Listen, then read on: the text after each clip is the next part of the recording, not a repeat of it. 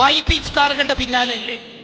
ഇഫ്താറിന് dining ടേബിളിൽ നിരത്തി വെച്ച ഡിലീഷ്യസ് ഫുഡ്സിന്റെ ഫോട്ടോ പോസ്റ്റ് ചെയ്യുന്ന തിരക്കിലല്ലേ നമ്മളുള്ളത്?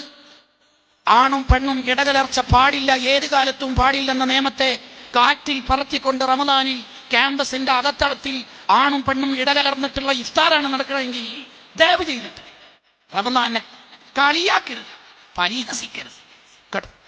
ഇന്നേ വരെ ചെയ്തു പോയ തെറ്റുകുറ്റങ്ങളെ പൊറുപ്പിക്കാൻ റഹ്മാനായ റബ്ബ് തന്ന റമദാനിൽ വീണ്ടും തെറ്റ് ചെയ്ത് ധിക്കരിക്കരുത്, കളിയാക്കരുത്.